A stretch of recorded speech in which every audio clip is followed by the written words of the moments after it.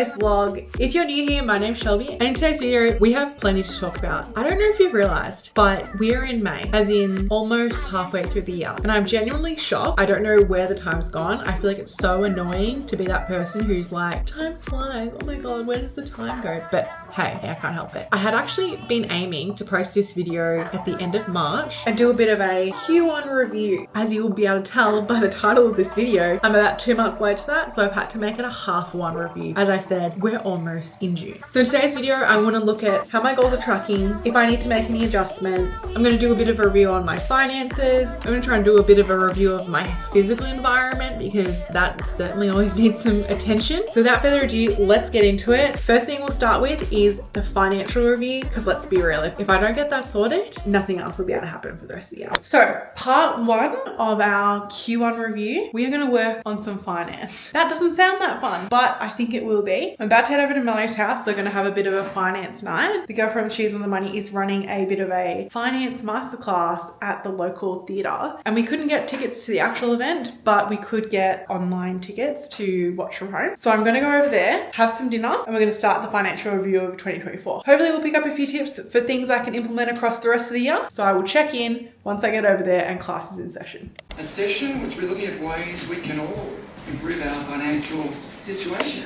Now, before we get into it, it turns out I'm legit. I didn't believe it either, but I am legit. So my money is going to become easier. The debt's going to go down. The grocery bill's not going to pinch as much. What are you doing? Oh, you can't get up. No, we can't record yet. Okay. Get my modesty. Your modesty? Okay. I was saying before that she is a great speaker, I have to just say. First one back after maternity leave. And the woman came back with a bang in the Maroona City Council region. I feel like I've got a few things that I need to do after that session. Anything that you're employing? I think I'm feeling good about it. I might buy 1 or 2 more shares. Okay, great. She definitely motivated me to buy shares, but then also you've got that got your mortgage, so do you just keep trying to pay that off? I mean, we need to do a lot of different things. So you've got to write your financial to-do list. That's all for today. We'll catch up tomorrow. Hello, it's been a few days since I went over to Mallory's and we watched the Victoria Divine finance session. It's now Saturday the 4th, which means it's actually Rowan's birthday. So we definitely need to call him and say happy birthday at some point. But after the finance session, I wrote a few notes of the things I wanted to do, and I've been spending some time doing that this morning. It actually started last night with some of the conversations I had with Lou, and we were starting to talk about our money stories. And I literally feel like I'm on the podcast right now. I've heard her talk about that so much, but that was quite an interesting little project, which does need a little bit more time spent on it, but we'll get to that a little bit later. So far today, what I've been doing is focusing on trying to pull some numbers together to make a very top line general budget. And it's not even about figuring out how much I want to spend. It's actually more figuring out how much we are spending, because if I'm being totally honest with you, that's a real black hole. I have no idea. And that is what I want to change. All I did was go onto the She's on the Money website and signed up to their email list, and it gave access to a bunch of different resources. So that's what I've been doing this morning. To be honest, this part of the reset is not going to be one that I can just tick off really easily. It's obviously going to take a little bit of time and energy and some contribution from Luke, because ultimately our finances are shared. So we are going to have to work together on this. Okay, I've just spent another 20 minutes working on my money story. I found a website which had a really good video and a bunch of the questions you can ask yourself to kind of work through that. And I'm going to add that into the description box. So if you're at all interested, definitely have a look, suss it out. We're now going to switch into phase 2 of the reset. And what I want to do is return to this amazing room, aka the glam room or my office. And I want to do a bit of a physical reset. The first section I want to focus on is this.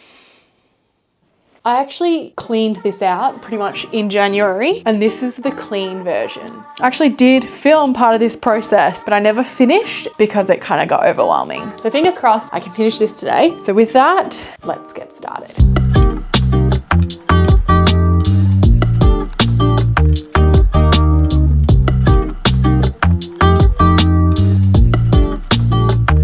Okay, so this is looking way better. I know it doesn't look too different from what it was, but it's definitely way more organized. All the shoes that I use rarely, then more my day-to-day runners and boots than that. This level has Shark Air Wrap dupe tool thing. All my back stock products I know and love. These are actually all product empties. Something which I think we'll do in this video as well is I want to look back at all the products which I have finished and loved and would buy again. This level is kind of like my camera tech, which looks a bit sad right now because I've pulled a few things off it. All my stuff so I can do my nails. I have other digital stuff at the back like tripods, and then this is kind of like little baggies I used to go. And then at the top is just a whole bunch of tote bags, which I love, and then my bag for when I'm getting ready at the gym. I know it doesn't actually look like I've cleaned that much in here, but I swear I have. There are 2 bags though that I've had sitting on my floor here for months that I can't seem to get rid of, and I will tell you why. This first bag is completely jam-packed full of products that I have pulled from my makeup collection, but they're not completely ruined things that can't ever be used again. So I have been saving them for when a few of my friends come around because I wanted to let them go through it. That just hasn't happened in ages, so it's kind of just been sitting here with me. This second bag, however, is leftover things from my birthday photo wall. I'll insert a quick time-lapses of when I was making this photo wall. There's a bunch of the things which I used to make that photo wall in here. These are all leftovers, things that I just didn't get to use on the day, and I can't return them, but I also don't have any need for them right now, which is kind of a disaster. So maybe that's something I can put on Marketplace and kind of note that it's almost like a mini kit or a get started kit for making one of those photo backgrounds. If you're all interested in how I actually made this photo background for my birthday, let me know, because I would be happy to do a really quick video on how I actually put that together. To be honest, I might even make it as a short. So if I do make that, I will link that somewhere.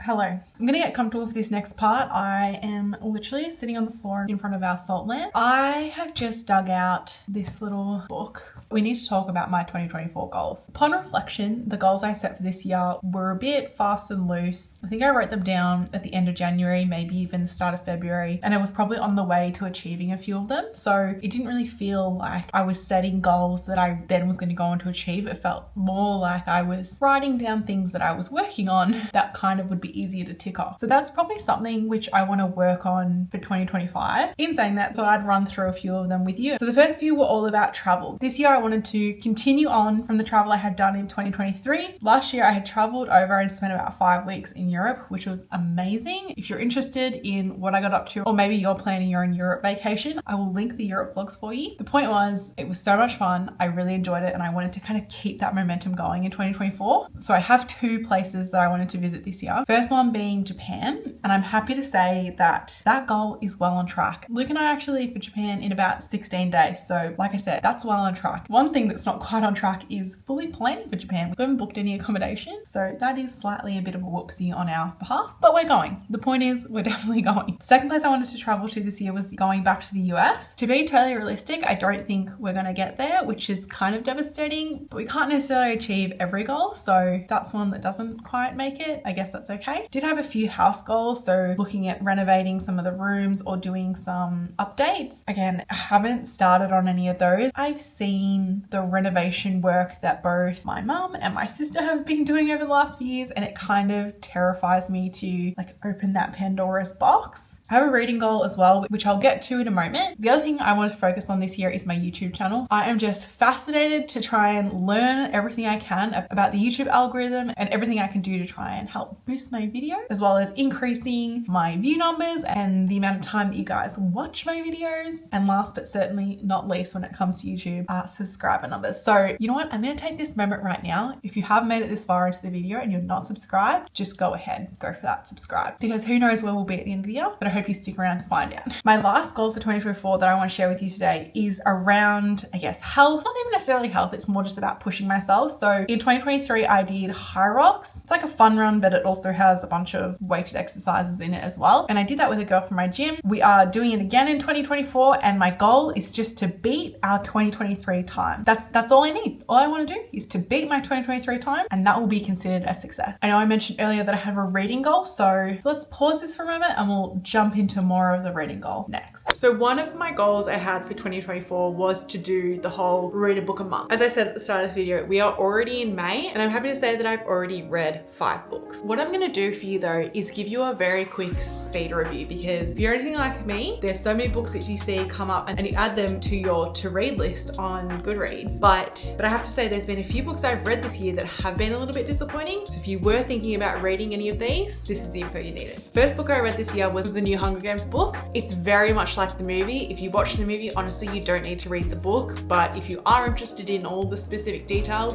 yes, I enjoyed it. It was an easy read. Second book was Spare. I am definitely a bit of a royal sympathizer, so I loved this book. It took me no time at all. If you're on the fence, I say go for it. Third book, Green Dot. I actually asked for this in my KK last year. I can't say I loved this book. There was a lot of hype around it. I don't think it's going to change your perspective on anything or give you an experience that you haven't seen in a lot of different movies. Yeah, I don't know. I think you can pass this one. Fourth book was Yellowface. This is actually my pick for our court book club. And I have to say, if I had my time over again, I think I would pick something different. But that's all I'm going to say for now. We will be having discussions about this at a later time. This next one, if you know, you know. And if you don't know, you've probably seen it. And if you literally have no idea, stop what you're doing and buy this book. Honestly, this book does not need me hyping it up. All I can say is that I devoured 50% of this book in 4 days. The day I finished this book, I had spent 3 hours reading. Like, that's how keen I was to find out what was going to happen. And I'm thrilled to say that I am almost halfway through the second book in this series. When this series is done, it's actually going to be 5 books. Only the first 2 are released at the moment. The third book, I believe, comes out in January next year. It is fantasy, young adult kind of, you know, dragons and a bit of magic. So if you're not into any of that kind of vibe, then no, you might not like it. But if back in the day you enjoyed any of the Vampire Academy books or into Sarah J Maas, then you definitely will enjoy these.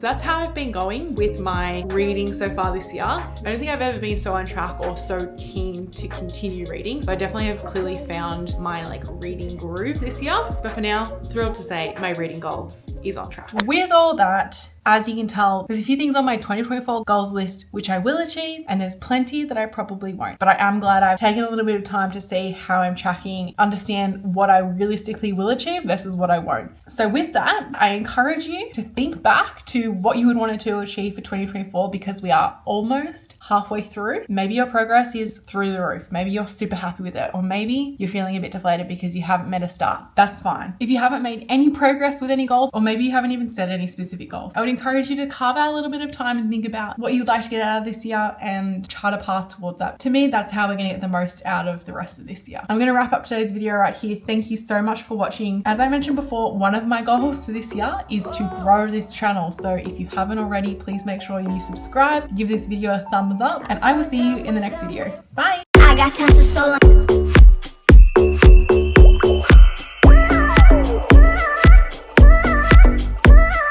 I got tons